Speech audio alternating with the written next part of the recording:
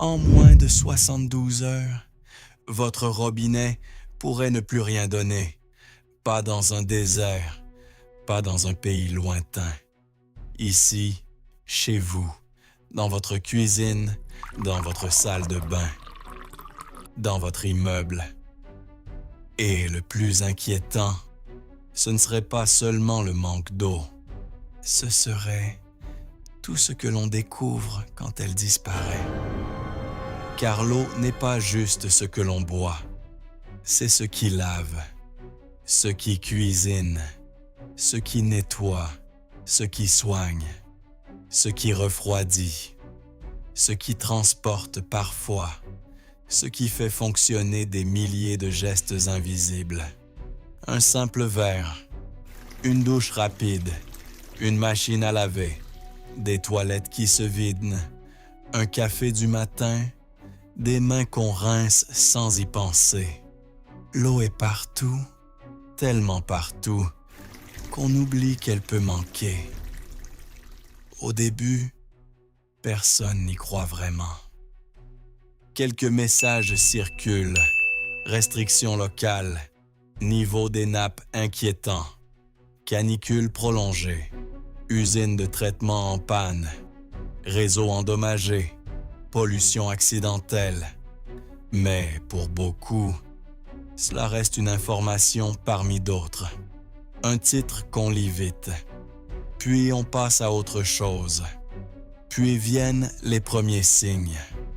Pression plus faible au robinet, coupure temporaire la nuit, arrosage interdit, piscine interdite, lavage auto fermé. Certaines communes limitent déjà l'usage. Et là, les gens commencent à regarder autrement. On remplit une carafe. On vérifie les packs d'eau. On pense aux enfants, aux parents âgés, au lendemain. Puis la peur du manque apparaît. Et comme souvent, la peur du manque crée le manque plus vite que la réalité. Les supermarchés voient partir les bouteilles d'eau en quelques heures. Des chariots remplis, des packs empilés, des rayons vides, des clients nerveux. Il en reste où? Vous allez être livré quand? Chaque personne veut juste prévoir. Mais des milliers de personnes qui prévoient en même temps créent une pénurie visible. En 24 heures, ce n'est plus seulement une inquiétude, c'est une ambiance.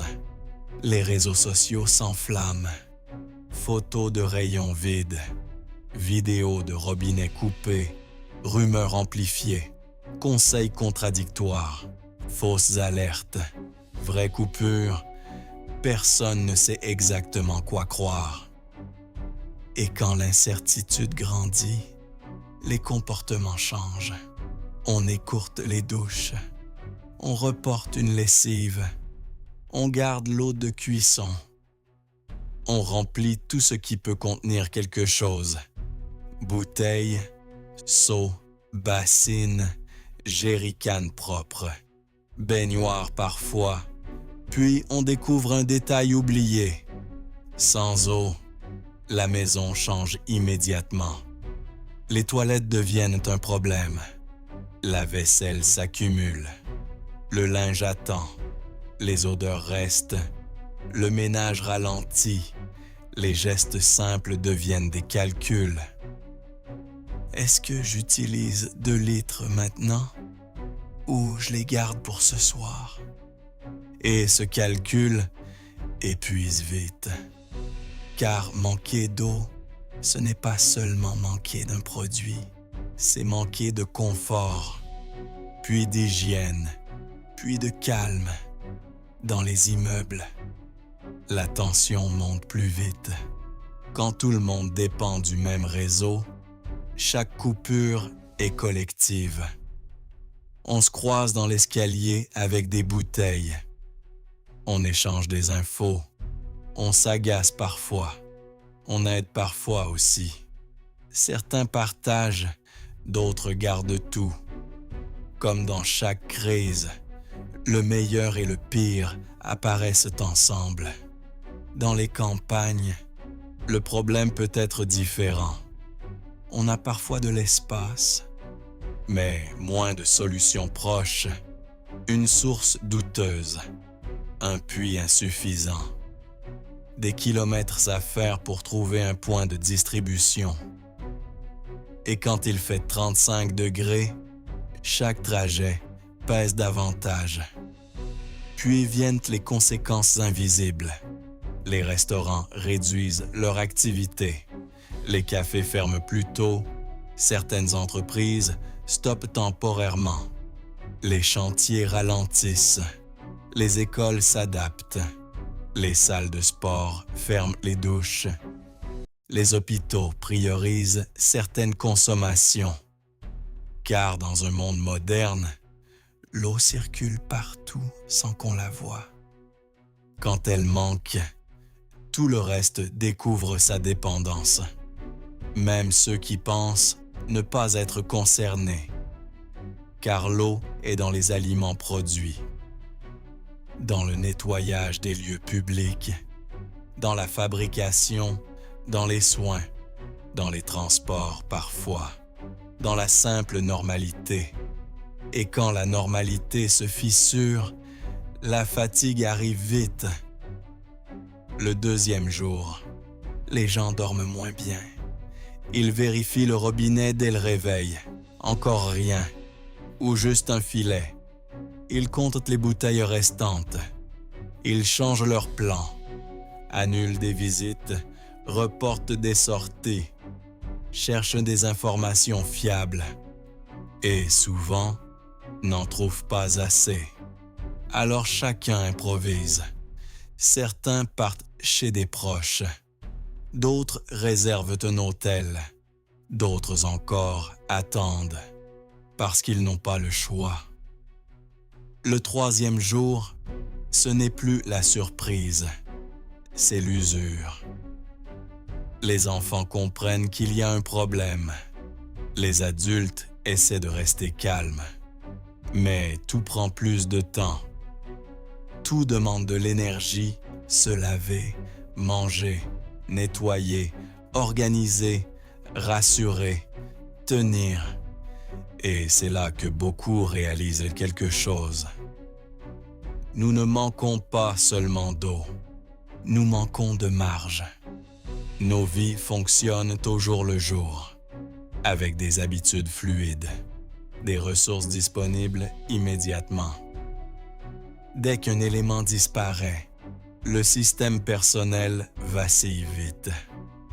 Alors que faire si cela arrivait vraiment? D'abord, ne pas attendre la crise pour réfléchir.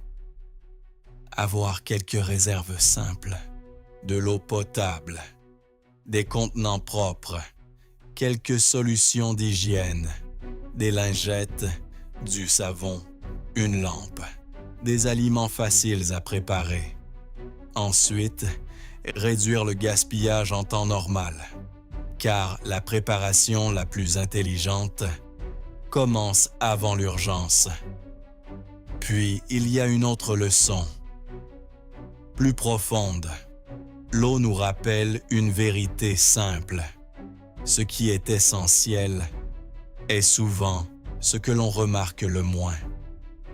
On remercie rarement un robinet qui fonctionne.